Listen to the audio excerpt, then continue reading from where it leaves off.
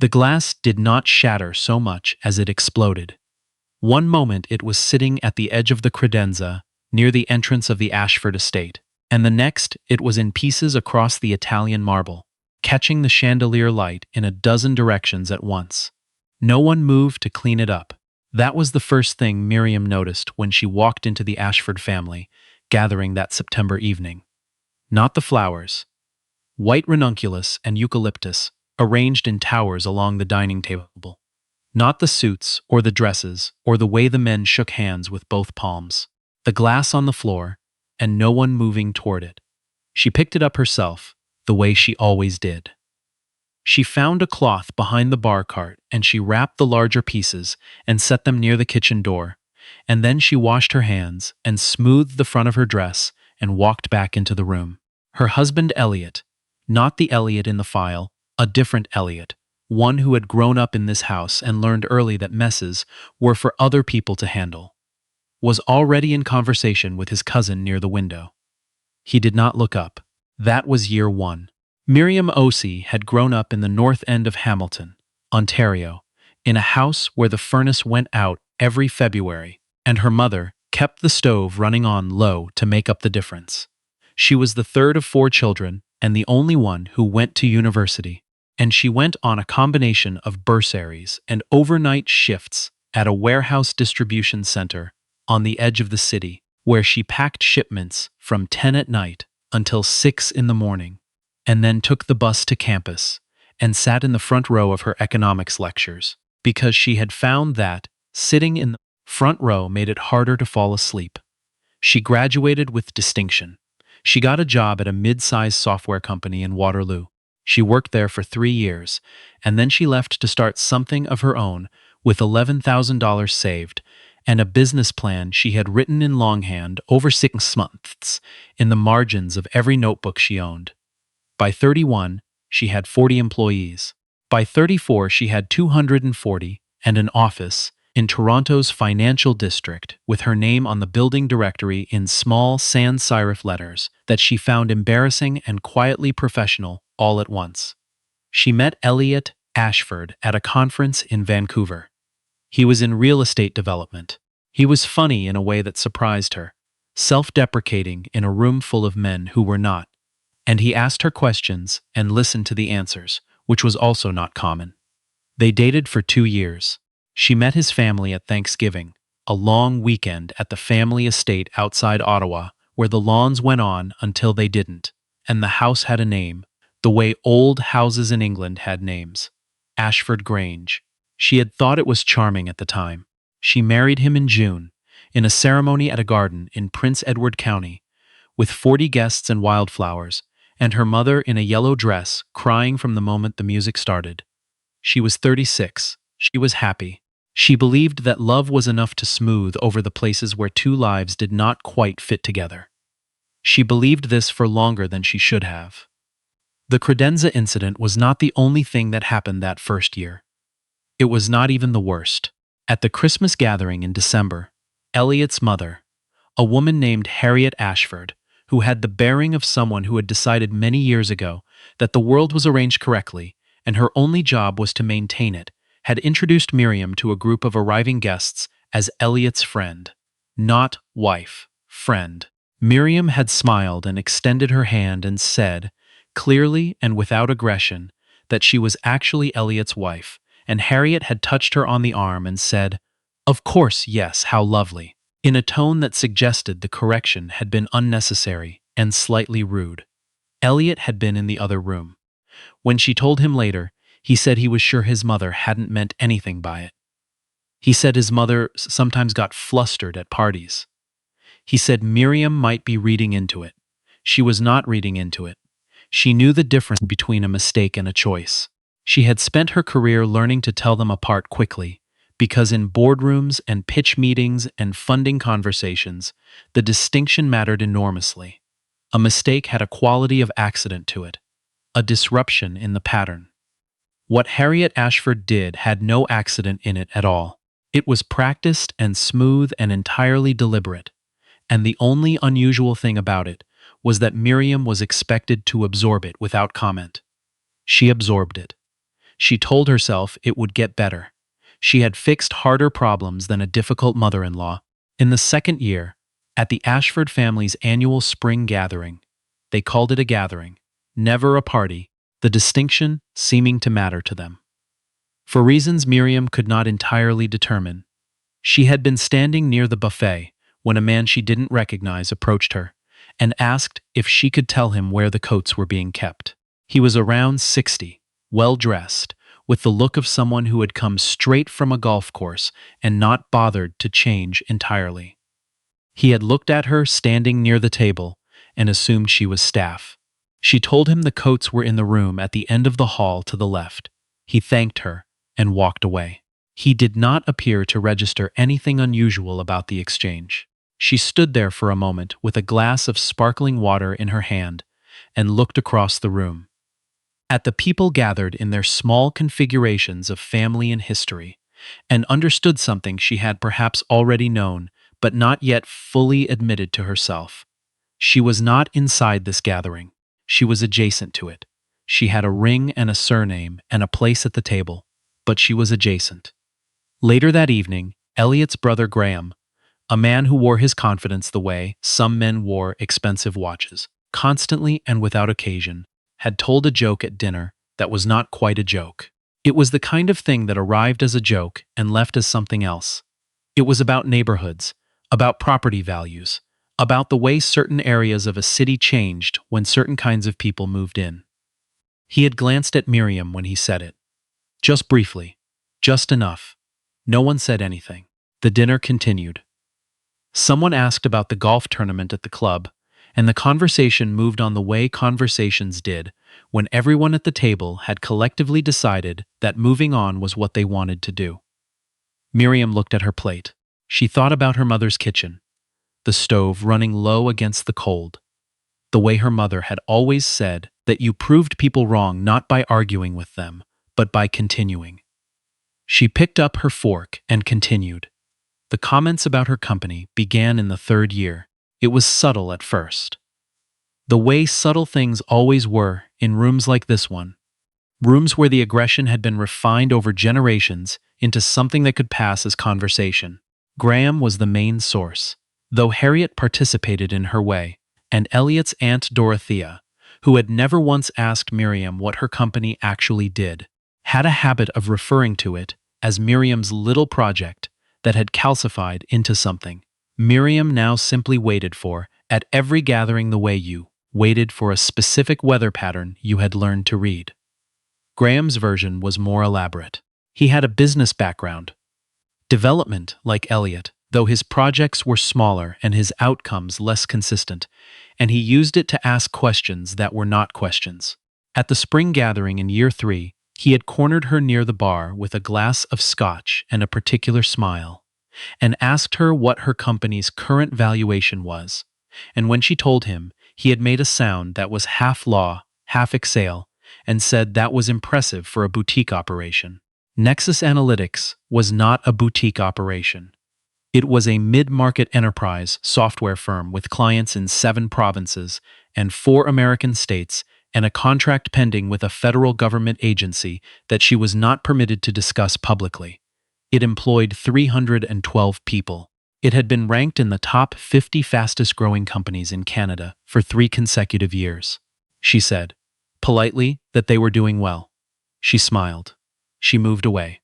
She went home that night and sat in the kitchen of her and Elliot's house in Westboro while he slept upstairs, and she opened her laptop and she worked until 2 in the morning, because working was the thing she knew how to do when the alternative was sitting with feelings she did not have the bandwidth to process.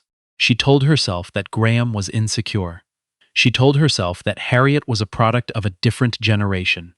She told herself that the Ashford family was a closed system, and that closed systems resisted new inputs, that this was not personal, that she simply needed to give it more time.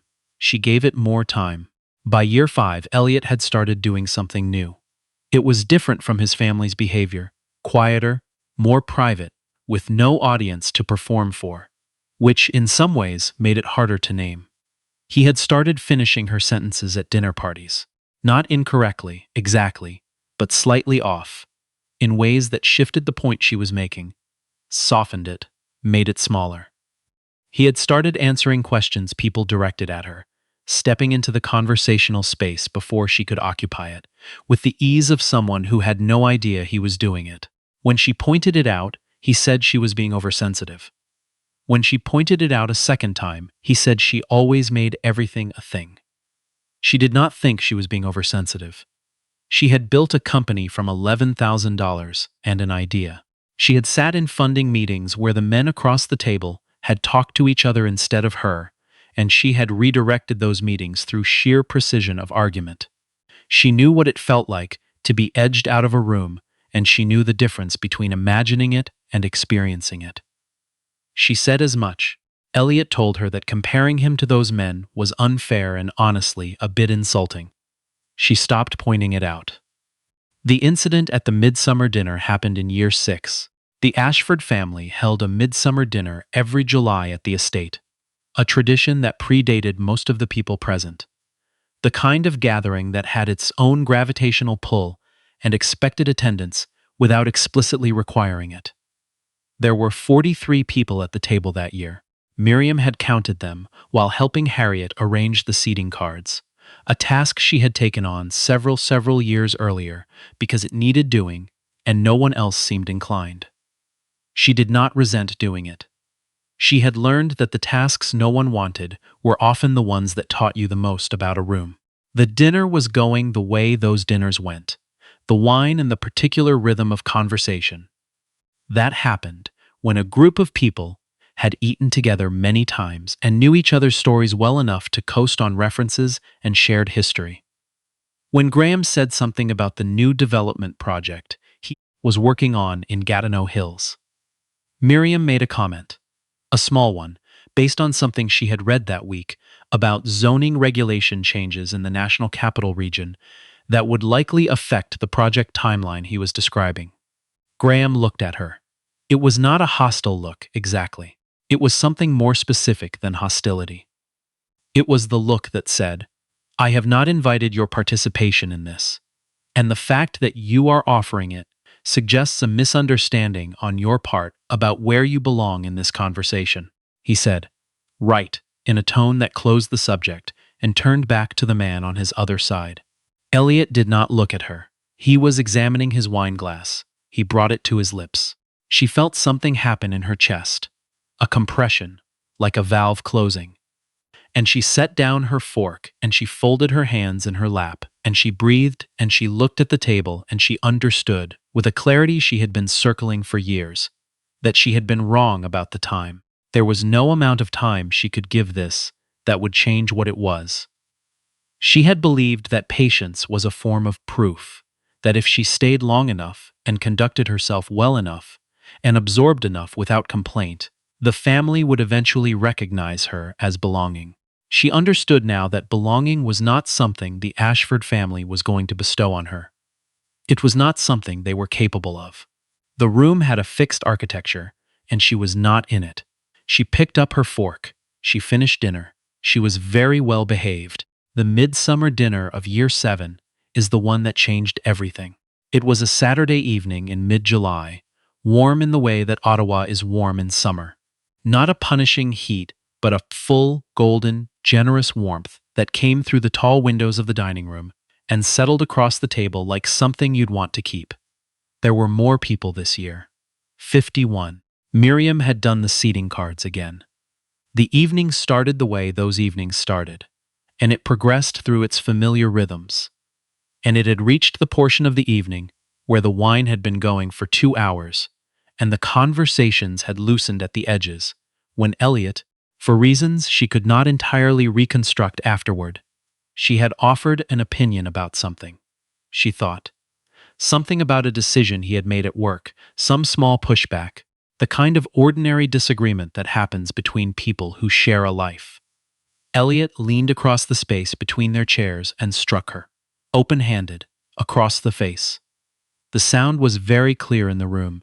Everything went quiet. Miriam sat very still. The left side of her face held the heat of it. She looked at the table. She was aware, in a precise and terrible way, Of all 51 people in her field of peripheral vision, seated at that long table with its white ranunculus and its good silverware and its family history, and not one of them spoke. Graham looked at his plate. Harriet reached for her wine. Dorothea seemed to be examining something in the middle distance. The man from the golf course, the one who had asked her about the coats years ago, cleared his throat quietly and said nothing. There was a retired provincial court judge 3 seats down from her. There was a city councilor across the table. There were women who had daughters and sisters, and there was not one voice. The silence lasted approximately 8 seconds. 8 seconds is a long time when you are counting. Elliot said quietly that she had pushed him. He said she always pushed him. He said the words, "Do you know how lucky you are?" And the specific arrangement of them in that order was something she understood she would remember for the rest of her life. One person spoke. Her friend Joanna, who had driven up from Toronto for the weekend and was seated near the far end of the table, stood up from her chair. She said Elliot's name. She said it in the way that meant, "I am the only person in this room who is going to acknowledge what just happened, and I am acknowledging it." Elliot told her to sit down. Joanna did not sit down. She came around the table and she put her hand on Miriam's shoulder and she said, quietly, that they were going to go get some air. Miriam stood. She smoothed the front of her dress, the way she always had. She walked out of the dining room and through the hall, and the sound of her shoes on the marble was the only sound in the house. She did not go back to the table that night. She and Joanna sat on the terrace at the back of the estate, and Joanna said nothing for a long time, which was the right thing to do, and then she said very carefully that Miriam did not have to go back inside at all, not tonight. Not ever, if she didn't want to. Miriam looked out at the lawns going dark in the summer evening. She thought about the glass on the floor in year 1, the coat room in year 2, the word boutique, the look from Graham at the dinner table last year, the 8 seconds. She thought about all the time she had given in exchange for exactly nothing. She said she knew. She spent that night in the guest room. In the morning, she called her lawyer. She called her chief operating officer, a woman named Preethi, who had been with the company since year 2, and who received this information with the first calm of someone who understood that the personal and the professional were, for Miriam Osi, inseparable, and she told her she would need to clear the following week. She called her mother. Her mother did not say "I told you so," because her mother was not that kind of woman. She said, "Come home this weekend. I'll make jollof." Miriam said she would. She did not go back to the table. What happened next unfolded over the following weeks in the way that legal and financial matters unfold. Not dramatically, not in the manner of the dining room incident, but in the slower and more consequential rhythm of documents and discovery, and the particular revelations that emerge when you begin to examine a shared life with professional attention. Elliot retained a lawyer.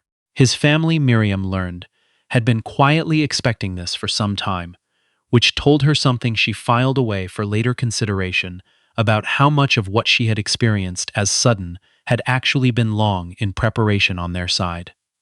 She did not rush. She had never rushed anything important. What she did do, in the 3rd week after the dinner, was take a meeting she had been postponing for 6 months.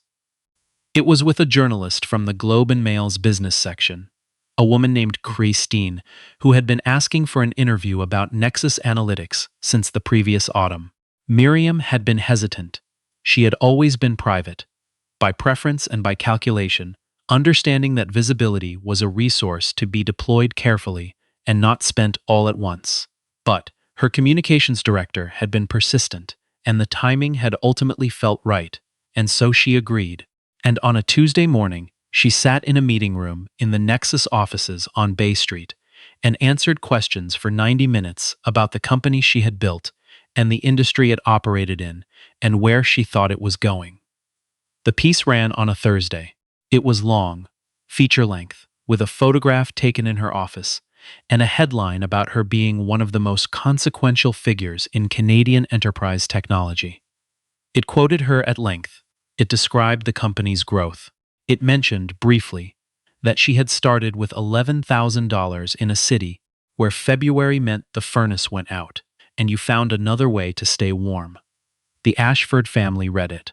She knew because Harriet called her that Thursday afternoon, the first time Harriet had initiated contact since the incident, and said she hoped Miriam was doing well. She said it as if they had not shared 51 dinners in that house, as if the previous 7 years had been a minor administrative matter, as if the 8 seconds at the midsummer table had not occurred at all. Miriam thanked her for calling and said she was doing very well. She said it precisely, and with complete sincerity, because she was. But the moment that the Ashford family would not be able to reconstruct without a particular quality of discomfort was not the globe piece. That came later. The moment was a Tuesday evening in October, approximately 3 months after the midsummer dinner, when Elliot's family had gathered at the estate again, for what had been described in the family message thread as a casual dinner, but was, Miriam had been told by a person she trusted, who was adjacent to the situation, actually a meeting to discuss the legal proceedings and what they collectively intended to do about them. She was not present at this dinner. She was in Toronto. She had a dinner of her own, a small gathering at her COO's house, Preethi's warm and organized kitchen with its good lighting, and a table that had room for 8 and felt like more. They were eating when Preethi's husband turned on the television in the living room. A large screen visible through the open plan layout, because there was a segment on the national business broadcast he had mentioned wanting to catch. The program was the CBC's weeknight business hour, which had recently expanded its format to include a monthly segment called The Builders, featuring extended profiles of significant figures in the Canadian economy. Miriam was not watching. She was having a conversation about school districts with the couple on her left. She heard her name before she saw the screen. It was being said by the program's host, who was introducing the segment. And then the screen filled with a still photograph from the Globe piece. Her in the Nexus offices, the Bay Street skyline behind her. And the host was describing what Nexus Analytics was, and what it had achieved, and what Miriam O.C. represented in the landscape of Canadian technology entrepreneurship.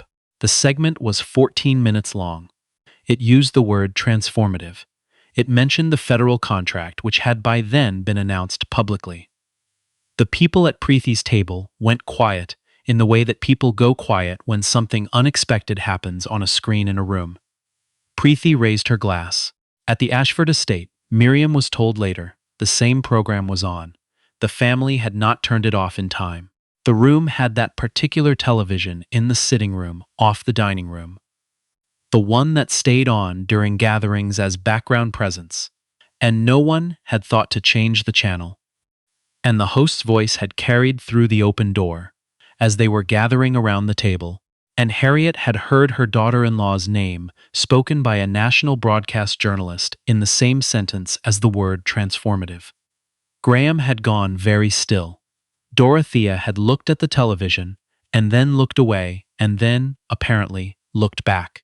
The man from the golf course, who was, she later found out, a long-standing friend of the Ashford family, and had been at every one of these gatherings for a decade, had stood up from his chair and walked to the doorway of the sitting room, and stood there and watched the segment in its entirety without speaking.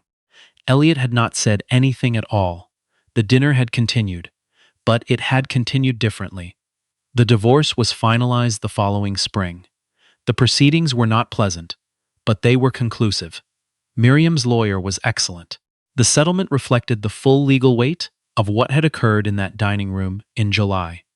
A fact that the presence of 51 witnesses, none of whom, in the end, had been willing to say under legal questioning that they had not seen what they had seen, had made difficult to contest. Graham eventually sent a message through a mutual connection saying he hoped there were no hard feelings. She did not respond to it. There were feelings, she thought. She was not certain they were hard. They were more like a record, a clear and detailed accounting of what had happened, which she intended to carry, not as a wound but as information.